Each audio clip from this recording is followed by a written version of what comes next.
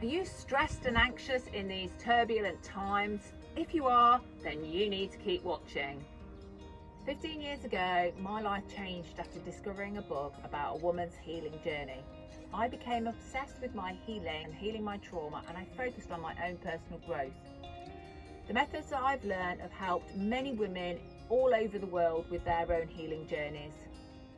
I've suffered 7 years of childhood abuse at the hands of a family member, and this has become the blueprint of my life. I've tried so many different methods in my healing, and it wasn't until I discovered this work that I began my own healing journey. I didn't realise that I didn't have to go back to the memory in my head of the incident to heal.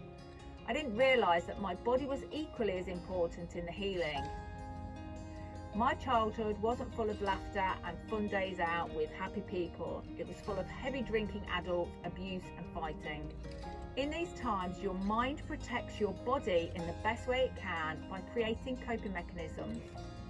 How you react to such things at an early age have an impact on your life and how you deal with these issues. Things that have happened in our lives and in our childhood sometimes come back to haunt us in our adulthood. And this is when we have to understand how to master our body and our emotions, and how we have to kickstart that healing. As children, we create coping mechanisms that we use like shields to cover our wounds. We hide the wound and we cover it with like an imaginary plaster. In traditional times, it was suggested that we showed weakness when we would talk about how we felt, or even if we cried. But as we get older, those wounds get resurrected, and over time we need proper healing and we can't hide from them any longer. This can sometimes show itself as in stress and anxiety. At the age of 35, I took hold of my healing and I read a book that kick-started this. I have travelled all over the world learning how to heal myself, and I'm now wanting to share this with you. I want to show you how to become a warrior woman and feel confident and empowered in your own decisions.